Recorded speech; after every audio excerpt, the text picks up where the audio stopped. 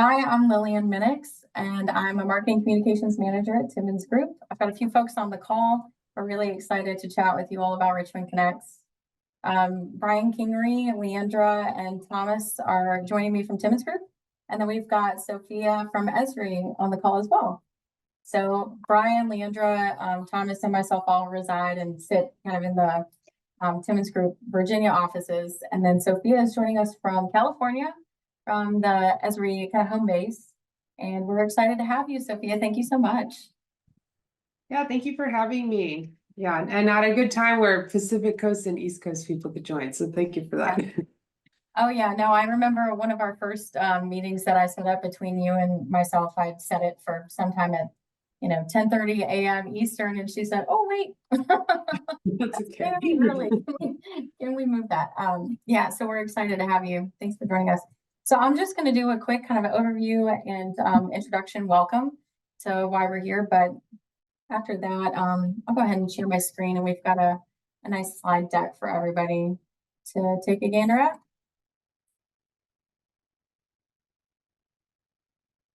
All right, can everyone see my screen? Nice, awesome. Okay, so like I said, we're going to be chatting about the Richmond Connects project. This is a really interesting project because I think, several of us on the call, like I was just saying, are, in the Richmond MSA. And so we've been able to see this project kind of go from conception all the way through. Thomas is going to take us through a little bit more of that as well as the project manager.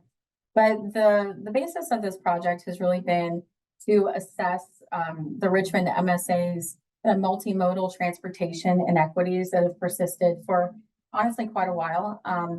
The city is very old and it's been through lots of different transitions throughout the decades. And, something that we're really excited to help the City of Richmond do is to address these inequities that have existed for as long as they have. So we've got, a lot of infrastructure is not designed to support certain communities in different areas within the city. We've got bus routes and walkable routes and things that, have, I think, consistently not really lent themselves into the direction of equity. And so that's why we're here, is to really take a look at that project. And then also to take a look at how Esri products like ArcGIS, Online and Pro, and Survey 123 have all been resources for our GIS and geospatial technology group in supporting our client, who's the City of Richmond. So quick, agenda here. I don't think I need to go through too much, but I'm going to do some brief team introductions, and then I'm going to toss it on over to Sophia, who's going to tell us a little bit about the Esri Equity team and what they're doing to help enhance and support projects like Richmond Connects. Yeah. All right, so I'm going to let you all introduce yourselves. I didn't give myself too much of an introduction. I'm Lillian. I'm a marketing communications manager for Timmons Group. We, my team and myself, are really excited to help handle everything from online communications, webinars like this, the website, the social media voice, everything that you see online. So I'm here just as a facilitator to help share the fantastic story of this project. And then we're just going to go from left to right. So Brian, take it away. Awesome, thanks. Hey everyone out there, Brian Kingery, Solutions Architect and PM at Timmons Group. So what I do on a day-to-day is I work with clients all over the US and I help put GIS into action. All sorts of projects ranging from gathering requirements, data modeling, to configuring the end user applications that they'll be using primarily on the ArcGIS platform. On today's webinar, I'll be showing off some of the GIS solutions that we put into place that helped to tell the story of Richmond Connects and showcase all the analysis that went into it, trying to make it as easy as possible to digest for the everyday citizen, as well as the project team to make those data-driven solutions and decisions. And so I'll pass it to Leandra. Thanks, Brian. Hi, everybody. I am Leandra Zavacky, and I'm a project engineer at Timmons Group and the Economic Development Group. Primarily, I work on site selection projects and just helping with general engineering type projects. This project has been super cool because, as Lillian said, it is kind of an intersection of a bunch of different really important issues and acknowledging past inequities and kind of trying to rectify those inequities. So I'm excited to talk today, and I'll pass it to Thomas. Good afternoon, everyone. I'm Thomas Ruff, the transportation project manager, and kind of led the contract for this. We had, for Richmond Connects, we had a large number of sub-consultants and a large team over the 2-year process. Have had a lot of fun working through all of the details, and excited to share a little bit of background at Richmond Connects and how that has impacted the equity space, and how we used a lot of different tools. There's a lot of exciting tools, and how we used Esri and GIS to work through Richmond Connects. Sophia. Wonderful. Hi, everyone. My name is Sophia Garcia. I'm the Equity and Civic Nonprofit Lead for Esri. So I'm in charge of our corporate messaging for equity and working with civic nonprofits. So excited to share some of the resources that we have, give kind of an overview of the things that we have going on. So thank you again, Timmons, for having me. Yeah, happy to have you, Sophia. I'm going to go ahead and forward to your first slides, and I'll let Sophia dive into this bit first. Great. Yeah. So as I said, we're just going to talk about some the strategy that we have and resources, and we can go to the next slide. The first couple slides are just like an introduction slide. I can't be on a webinar and not talk about Esri and our mission. So Esri, we are our global software company, stands for Environmental Systems Research Institute. We are the company that has the software that most people use for GIS. And it's all about really supporting our customers and advancing GIS and the science of where. Some folks, Brian on the call talked about using GIS for action. So we're all about how do we kind of use the technology that we have for equity, and how do we move the work of equity forward. Again, we are a global software company, so we are in 90% of state and local governments nationwide. We have a large partner base, so Timmons is a partner of ours. I'm very happy to have them as part of our network. We also have a nonprofit certificate program, so if there's any nonprofits on the call or folks of nonprofits, we have a special program where you can receive deeply discounted software of ours. We also have a program similar to that for any K through 12 schools. So again, if there's any teachers or people who work in that space, you can feel free to connect with us. But it really is an organization that spans worldwide, state and local, private companies, kind of you name it. I tell folks who are not in the GIS space that we're one of the biggest companies you've never heard of if you're not in GIS or mapping. And so we'll go to the next slide to just give a little overview. Again, we can't talk about not have a slide on GIS. So that stands for Geographic Information Systems, and kind of think about it as less of a static map and more as a way of thinking. How do you kind of make data-driven decisions with information, with location analysis? And then, of course, today we're going to hear the wonderful example of the Timmons Groups of Richmond Connect. So how did they kind of take data of community voices and worked with their state and local governments, with the city, and kind of have this more holistic approach. And so we'll go to the next slide. So these next couple of slides are kind of how Esri is thinking about equity. So we also heard a little earlier from Leandra about the intersection of equity and also mapping. So when we talk about equity in GIS, there's a lot of intersections there. And so we are approaching it with an equity across industry. For most GIS professionals, you're sitting in a specific department, or you're either in kind of utilities, maybe in transportation, housing, public safety. And so you're all maybe looking at different data sets. So how do we kind of approach the work of GIS and equity? We can look at it across different industries. So we have a blog series that we've done with a number of Esri subject matter experts on the topic of equity across industry. So I encourage you all to look at that. The other way that we are approaching the equity work is with strategy. So one, looking at it across industry, and the second one is how do you incorporate a strategic plan with your work? The work of equity is not ephemeral. It's not something that should be done by one person in a department. It really should be department-wide with support and resources. And so how do you kind of look at that with the holistic approach? And so we have a website, resources, and information on how to create an equity strategy plan with some of our tools. So I won't be diving too in depth with this. I know Thomas will be talking more in depth about Esri resources. There's kind of an abstract, or not a high level view of how to create a strategy. So the resources that we have, again, I encourage you all to go to the Esri social justice website, where we have information on how to create that equity strategy plan.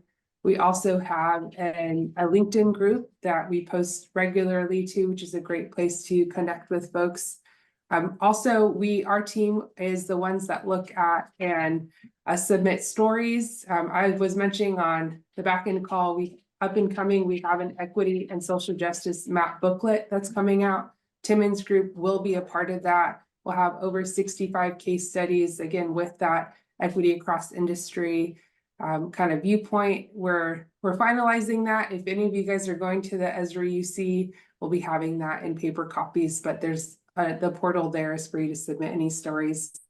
And then another resource that I don't know if a lot of folks know about, but on the Living Atlas, we have redlining maps that we worked with the Mapping Inequity Redlining Areas project with the University of Richmond. And so that's another resource that that is there, that is available, and that folks can look to. So I just wanted to come on board to sort of give some resources for you all, and just excited to hear more about the project that Timmons Group had. So Lillian, thank you for having me. Yeah. Thanks so much, Sophia. And thank you for the reminder about the LinkedIn group. I'm actually a member of that group, and I see you and Nick Dove posting all the time. That's a great, fantastic reminder. I'll actually pop a link to this recording into that group on LinkedIn. I think that'd be a great place to share it. And then I just want to hit on two points really quick before we get started, before I pass things over to Thomas. But, Sophia, you made two really great points. The first being the variety of folks that this webinar is geared towards, right? So we've got nonprofits, municipalities, kind of everyone that might touch any sort of multimodal transportation, private industry, whatever it may be.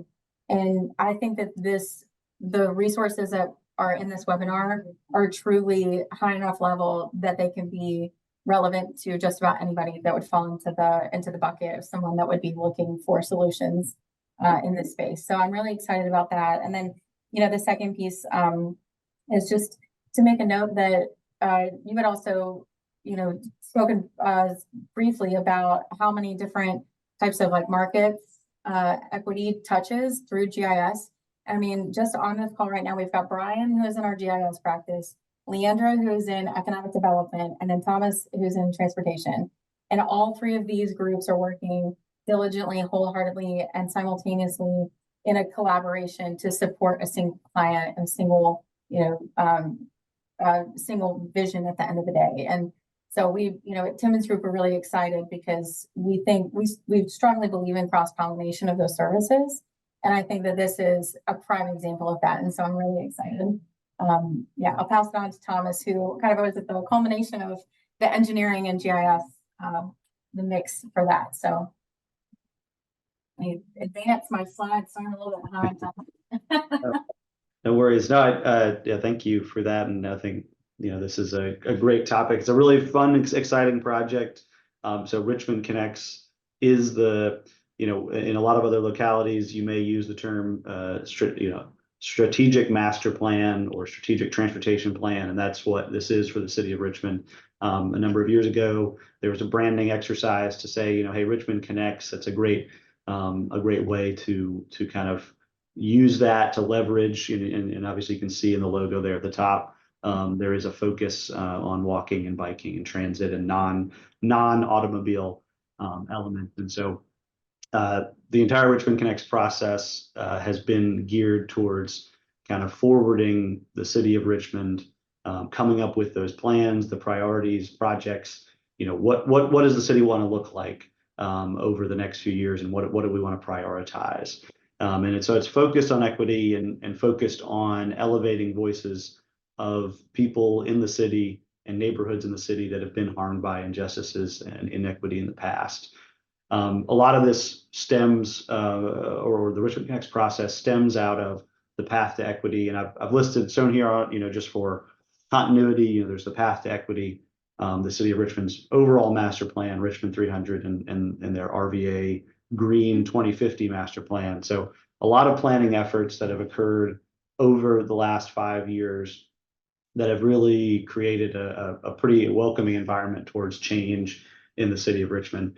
So in the path to equity, there was an admission and an ownership that the city has made transportation decisions, not just the city, the state, the federal government, different decisions that were made in the regional area of Richmond that have created injustices that have harmed people of color, harmed low-income communities, and created, marginalized areas of the city. And through those transportation decisions, there's now a burden that is placed on those neighborhoods, on those transportation paths, creating barriers to walking, creating neighborhoods that are segmented away from other places. And those can be, Sophia mentioned there's the redlining documentation, and that was one element that our team, certainly brought into this. But and I'll talk a few more specifics, but bringing in interstate areas, redlining is a big, and just different portions of that equity. And so the city decided there were 3 elements that they wanted to look at. No one group should bear the transportation costs more than another, and then the benefits should be spread across the city to reduce barriers for opportunity. I think this slide shows, pretty succinctly what we did from a data perspective, right? So Timmons Group is an engineering firm with a pretty strong Esri and GIS background. And so part of what we did with Richmond Connects was looking at, there's 2 sides to this problem, right? A lot of times people look at things from the infrastructure need, kind of that network needs. That's on the left side of the screen here. What is wrong from the transportation perspective, or what's the barrier? Is there a sidewalk there? Is the road in poor condition? Is there connectivity? Do you have a bus line?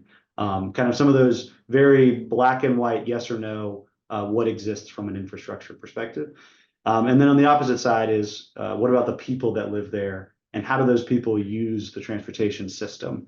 And so that was a very big part of how we brought this together. Is it's one thing we can certainly map, and we can find where every sidewalk is and where we could cover every city street with a sidewalk, but you then need to look at it from that people side and look at past decisions, where funds were put, roadway connections, different pieces of that, and how that was used.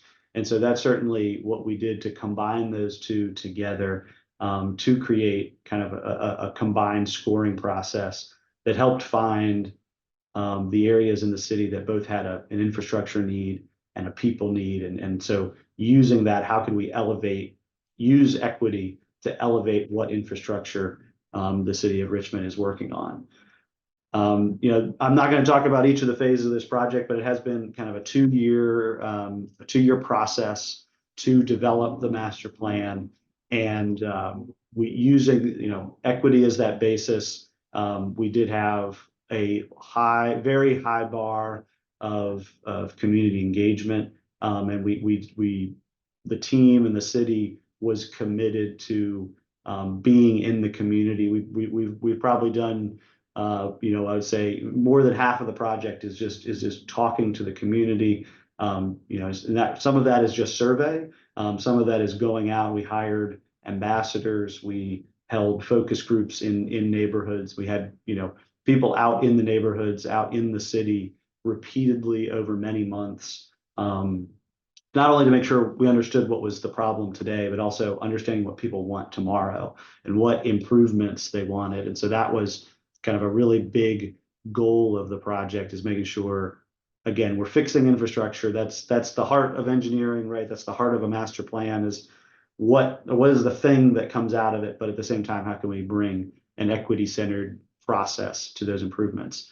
And so, this may, depending on whether you want to read these bullets individually, but certainly, you know, if you look for Richmond Connects and look around, you'll find kind of, you can dig in a bit more, but the city, we focused in on these 10 bullets for that equity side, and that they cover a wide ranging list. So, you know, things such as redlining. So areas that were redlined, those became focus points. You know, we reviewed all of the infrastructure in those points to make sure we were providing specific improvements. Locations where urban renewal occurred. There are a number of neighborhoods in the city that were minority communities that were essentially bought out and raised and turned into other redevelopment opportunities. There were the interstate system, Interstate 95, that passes through the city of Richmond. There was a major portion in there that took out a number of different neighborhoods. As well as the city wanted to make sure that access, you know, equitable access to the transit system, equitable access to parks. There are component, you know, equity. Some of these equity factors are based around access to, you know, improved areas of for environmental purposes. So reducing that heat island effect, making sure we're not setting up neighborhoods to be in flood-prone areas for future sea level rise and other kind of climate change elements. So there's a wide range of equity factors. Some are very, very specific, and some are much more neighborhood or area-wide or population-based. And so throughout all of that, we needed the process needs a lot of data, right? You can't score anything if you don't have a data. It's hard to just say, you can't just do community engagement and put on a map this one, you know, one item. We needed to back that up with data. And so really excited to hear, you know, let you all hear about how our GIS teams kind of worked through combining all this data and helping out, you know, kind of solve these problems. So Brian. Yeah. Thank you, Thomas. Thank you, Thomas. Brian, really quick, I'm just gonna, Thomas, that was a fantastic overview. And before Brian gets started, something that I want to mention and that I want to specifically point out is how all of the materials that are up on the screen from slide to slide are so cohesively designed, and they're like, from a marketing standpoint, because, you know, I'm in communications and marketing, so my brain goes to, I really appreciate how everything is designed because it's so cohesive. I mean, branding wise, it's just amazing to see what the city has done. It helps, you know, it helps sell their point, but it helps people feel more at ease because the iconography and the logos that they use are very understandable. They're quick to grasp. All of the materials that are found online are very accessible, which I think both of those things just really lean back into the accessibility of the entire project. So, you know, Brian is gonna take the data piece from here, but oh, and Brian put something in a map collection. Yeah, the link to the map collection in the chat for everybody to click on and see. And then you'll see that cohesion and that brand there as well. But I think that all of that cohesiveness really lends to how we consume data, because things that are more easy to access and easy to understand, we like those better, and we, you know, it's better for, I think, the community overall. So Brian, take it away on the data. Tell us what you got going on. Awesome. So if you could, I would like to share my screen. That's right. Yes. Going to do a bit of a live demo and walk through content. So I did put a link in the chat for everyone out there to see this collection. I am going to kind of walk us through this and tell the story using this story map collection. And then also I'm going to jump into ArcGIS Pro and kind of show some of behind the scenes of what we have going on. So I'm going to focus on like technically how we did it. And then I'm going to pass it over to Leandra to talk about why and kind of give it some context. So at the very beginning of this effort, I quickly realized that we were going to have a lot of data products, a lot of things that we were going to need to keep together to help always refer back to, or in the moment when the project was happening and we only had like up to 4 items in this collection, we could then, when it was ready to stage that next item, we'd have a place to put it and people can go and still have that context of where we're at, being fully transparent. So starting with our very first item here, and I'm not going to go through every one, but I do want to give a sense of what this collection is. It's basically the overview, and it details all the different items that are featured in this collection. And I am going to jump into this dashboard and another one just to give some background. But as we were going through the different thematic ways of mapping the data and showcasing it, we had some kind of complex math involved in some of the some of the demographic statistics that we wanted to showcase and help communicate to the everyday citizen of why they're seeing something more yellow than blue, and really just try to make it clear. And then within the story map collection, we have other story maps and dashboards that are interactive that can, again, help communicate why a certain color shade has that data behind the scenes, and then ultimately leading into projects where these things to improve the city of Richmond are located. And so we have tons of interactive maps in here that all serve a different purpose. And I'm going to jump into this dashboard as well too, because this was a pretty cool feature that I think was a byproduct of all this. But ultimately, it led into a short-term and a long-term action plan where users can see exactly where projects are going to be located, detailed in the master plan, as well as long-term scenario planning. So we do have some scenarios that go out to 2045, 2050, and users can read about those and understand. So jumping into this first dashboard, technically, there's a lot of things that are going on behind the scenes here. There's a lot of arcade expressions that enrich the zip code and all the different boundaries, as well as the different features with content from the Living Atlas. You can see here it's pretty interactive. I can see, Richmond Connect surveys. We had over we had quite a bit, over 1,000 for just this one, but we also wanted to include previous surveys and build upon all that data.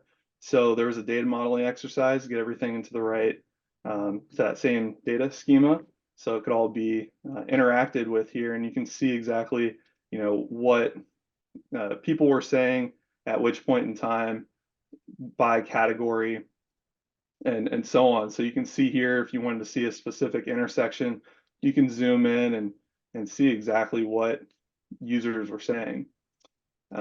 And then the next one that I want to showcase is the top recommendations dashboard. So this one's pretty cool because there's, again, a lot of stuff going on behind the scenes here.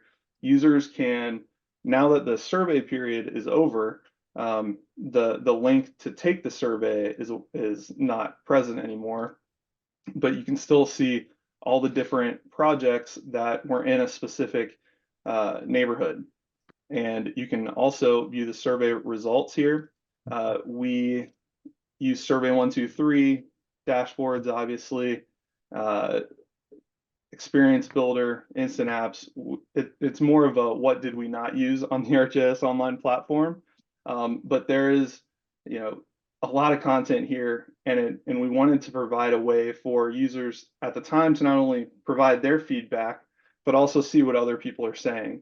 So be specific to each of these projects. We wanted to gauge interest. We had questions about EV planning. So how did people feel about electric vehicles? We were able to sort and see, which one got the most attention. There are some demographic questions here. So we were able to do, using FME, a couple workbenches, we were able to break down these responses to understand, what the Hispanic population preferred versus, X, right? So it was pretty powerful to be able to parse through the data and see that.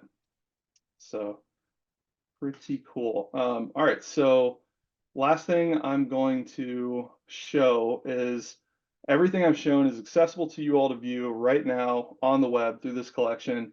What's not so accessible is kind of behind the scenes. What can everybody see ArcGIS Pro right now?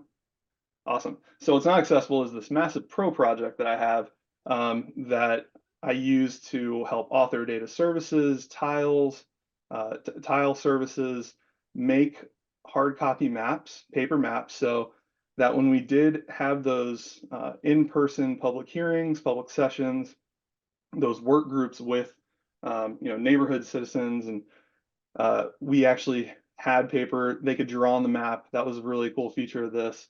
From a technical perspective, if you've ever been an ArcMap user, you're going to recognize that every one of these maps in its own, like back in the day, would have been its own MXD.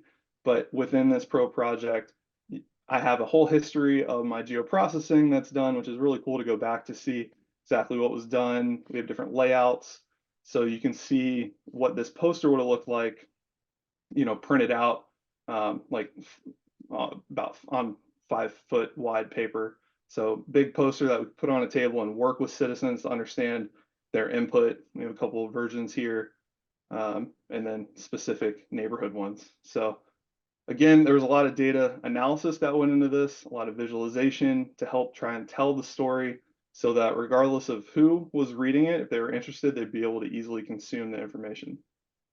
And with that, I'm going to pass it to Leandra. Let me stop sharing. And thanks. Lillian, do you want to pull the slideshow back? Yeah, I think we'll have to go. Perfect. Thank you, Brian. Uh-oh, I just clicked on the link that I put in there. Sorry. There we go. Cool. So yeah, as Brian just showcased, ArcGIS was a really crucial piece of this whole puzzle of displaying all the information, analyzing all the information. Specifically, the investment need category and equity factor maps were crucial because those kind of helped us hone in on the areas that were high need and did need investment. And so to create those, that was a combination of tons of data from the city websites, from open data sources. We collected all of that and created those weighted raster maps that would be able to show us the high need areas. And then from there, we also collected past project information. And so the idea behind that was we did not want to reinvent the wheel when there has already been so much investment and analysis done within the city of different projects that either were proposed but just didn't have enough funding for it, or were maybe in the process but haven't been fully implemented yet. So to gather all those previous project recommendations, we worked with the city to get PDFs, shapefiles, geodatabases of all of this different project recommendations, and we put them together into one geodatabase. And within that geodatabase had different feature classes for points, lines, and polygons of where there were projects that were recommended in the past. And within the feature class of each, we had where the proposed project came from. So whether it came from a previous master planning exercise or a previous consultant. We also had project identifiers for each project, the description of the project, and then costs, support scores, and the level of priority for each of these different projects. So that became pretty crucial in terms of overlapping these projects with the investment need areas and the equity factor areas, because if a project was showing, or if a equity factor area was showing a high need and then a project was there that would address that need, that was obviously a good overlap of where a previous project that was proposed would be applicable. And so those previous projects were then collected into the map that Brian showed for community engagement, and we could kind of hone in on the projects that would be potentially the most impactful. And we got to hear from citizens of whether within their own communities, they believed that project would either be helpful for their life, or whether, they weren't interested in that project being moved forward.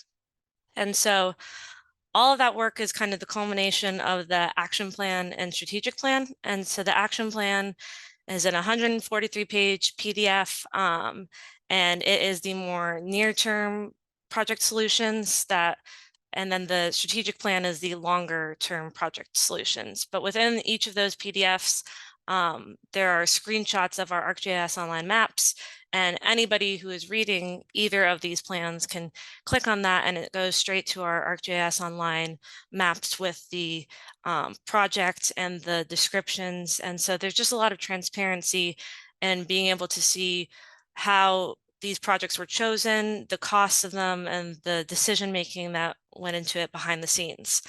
And then along with that, as Brian showed, there's also been some scenario planning done. And these scenarios kind of have to do with what Richmond will look like in 2045. And there's 3 different scenarios being looked at of transit investments, bike and ped investments, or emerging technology investments. And again, we basically use ArcGIS Online to visually represent what these future networks would look like based on what the city was investing in. And I will pass it to Thomas to tell us where we are today with the plan. No, thank you, Leandra. That was great. I think, and it's not just me. I get to say the slides, but I get, it's not just me. It's a whole team. We had a great sub-consultant team.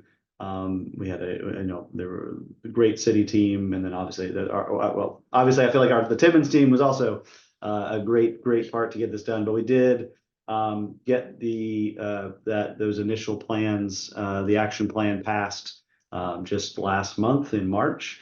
So City Council approved that, and already, as that previous slide mentioned, the city is already looking to go ahead and try to do some quick build options to implement portions of the plan as quickly as possible, with an idea of doing something quick now to show some action and get people moving in the right direction with more funding following in future years. So that's a very exciting, and as Leandra mentioned, we're working through that future scenario planning, which is a fun exercise in itself, just getting to talk through, if you took the budget that the City of Richmond has and instead of spreading it out over a certain amount, and you put all of your funds into specific buckets.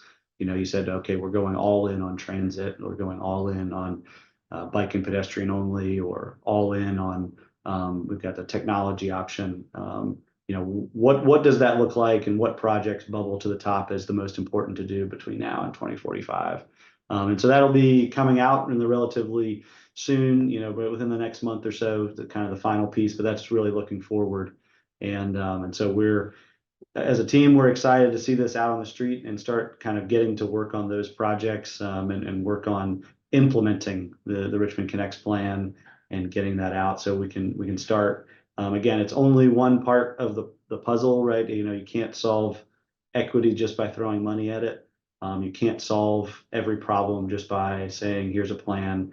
We do have a long road ahead of taking what's in this plan and making sure that each year, we chip away a little bit more, and we're working towards a more equitable future so that everyone in the city does have access to jobs and housing and recreation, and being able to use the transportation system equally and equitably for the future. So we're super excited about that. And I know I think Lillian, I think we're going to go back and maybe take some questions now, but I don't know if we want anything else we need to talk about right now.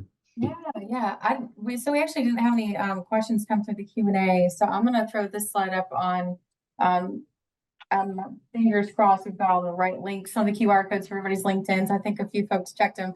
But everybody can be accessed on LinkedIn. We've got Brian, Leandra, Thomas, and Sophia. Their links right there. And then we didn't have any links, so we didn't have any questions come through the Q&A. But I want to make another point just to Leandra's, to piggyback on what Leandra just said, that the transparency has been incredible throughout the entire process for this project. And I think it goes to show that the City of Richmond, we're working directly with our client. So of course we're going to say wonderful things about them, but they truly did genuinely want the absolute best for the neighborhoods, for the communities, for everybody, involved in in the Richmond MSA and how this plan will interact with and affect everybody that it touches. And it's really fantastic to see, you know, the use of GIS technology right beside engineering, and then with Leandra's piece, the economic development, how they all just coalesce and work so well together, and how you all can really pull it off, because it's honestly, it feels like quite a feat. So congratulations, Thomas, Leandra, Brian, on your, you know, the city council passing the project, and huge thanks to Sophia and to Esri for all of the resources that you all provide for us, so that our teams can do things like this, like Richmond Connects, and bringing communities together. Like I said, I really think it's quite a feat. So it's been super fun and very interesting ride to see it progress. Honestly, as a Richmond resident myself too, my sister called me with the very first survey that she got in the mail. So she was very excited, and she said, isn't this a Timmons Group project? And I said, yeah. And she's like, this is so cool. You know, I can't believe that they're doing this. So all with the help of GIS and Survey 123 and engineering. Great to see it. Yeah. So I'm still watching the Q&A. We don't have any questions. Did anyone have anything else you want to add, or we didn't have the opportunity to touch on that you want to share? Oh, I had a question, just because, again, I Great. thank you for sharing these resources, but we hear a lot about, or I get a lot of questions of how do you really use like GIS for community engagement? And so I think you guys captured a lot of that data. Was this like in the RFP that the city had, or were these all of the maps and story maps that you guys presented was something that Timmons was like, this is the approach that we want to take? I know we heard a lot about transparency today, so yeah, I'm just curious about this is a great example of that community engagement piece. So how did you guys kind of get to the format of we're gonna take everything in, we're gonna do all these maps and put them online? Sure, that's a great question. I mean, to speak from the very beginning, there was always an understanding that GIS and the products we would use were going to be, the city understood that was a very necessary part to manage all of the data. Understanding what they were asking, to look at every piece of infrastructure, you know, to pull together these different demographics pieces. And then there's, you know, some of the accessibility and you know, again, all that spatial connectivity of the transportation network. It really does lend itself well. So that starting point, you know, overall, that was definitely in the RFP in terms of how we would work through. But you know, how we ended up doing the community engagement, I think there were definitely elements where we made suggestions based on how we felt people could interact with it. You know, sometimes ultimately, you know, there were, you know, parts of it we would create mapping elements that were better for teaching people or showing off, but not necessarily for taking the survey, and that required, and that was because we knew we didn't want to just dump a survey, you know, repeatedly dump a survey onto someone and hope that they would read through all the materials, they would click on every link, they would do everything. It was, you know, we also spent time, you know, making sure we were, you know, letting people understand the background and continually giving that context. And so, you know, I think having the maps and letting people be able to look at their own street and their own neighborhood, and you know, sometimes that's part of the survey, sometimes it's just part of the communication. So that was a little bit more learned experience as we went through and what people felt. Like I said, we've been doing community engagement. We actually just had a final kind of focus group on the, you know, the next steps with folks just last week. So we've had, you know, a good solid 2 years of reaching out to the community and working with them and trying to make sure we're always using the products, Esri products, and our analysis in the right way. Fantastic. Thanks, Thomas. We did get a question in the Q&A. This one might be more for Brian and Leandra, a combination.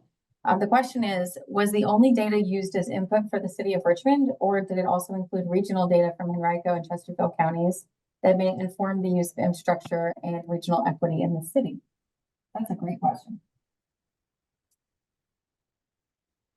So I'll go ahead and say that the focus of the project area was the city of Richmond.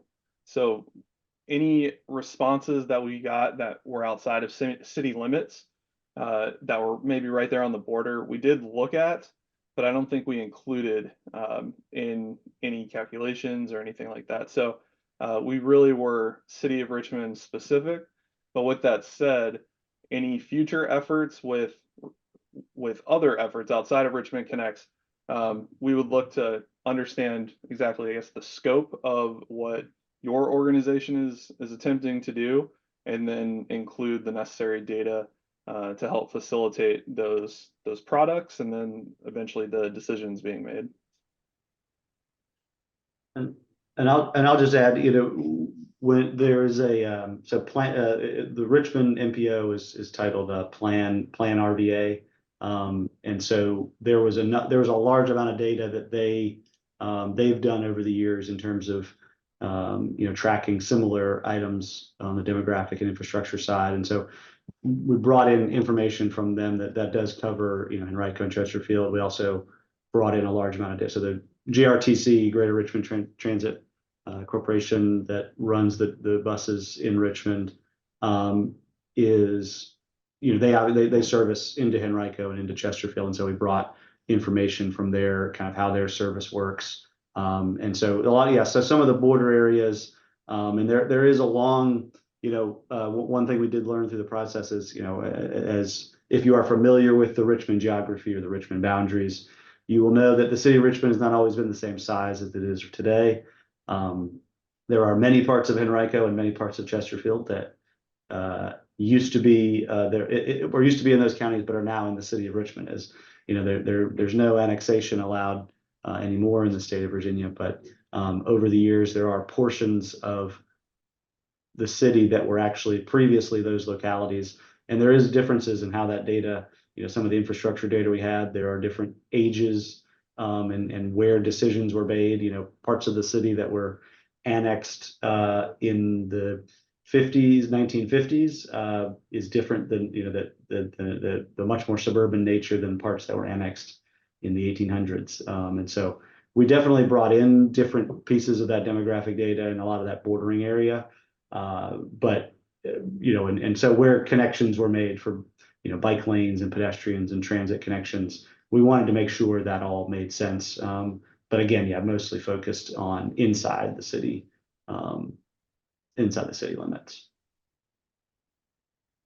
And if anything, to piggyback on that, it really just shows an express interest in the surrounding communities in what Richmond is doing, which is really exciting, because also to lean into Thomas's point, those decisions have been made, decades, hundreds of years ago even, and that's why we're here with Richmond Connects today, is to help address those. And so, that really, again, leads into the point that that's, the project's kind of in a nutshell. It's meant to address. Fantastic. Thanks, Thomas and Brian, for that one. I don't see any other questions in the Q&A. Again, I'm going to make the offer, speak now or forever hold. If you have any other questions or comments to make, and then, folks, if you're on the call, please feel free to connect with these individuals on LinkedIn, and I'm sure they'd be happy to answer any additional questions for you. We'll also post a link to this webinar on our social media channels, on the Timmons Group pages, so that it is accessible, and we'll tag Esri in those as well, so that they can, if you follow Esri, hopefully you'd see this also. So thank you all. This has been fantastic. Truly an enlightening project, and very cool to hear directly from the team that was so involved. Thank you, Lillian. Thanks, everyone. Thank you, guys. Thank you. Have a good day. Everyone have a good one. Thanks everyone for joining us.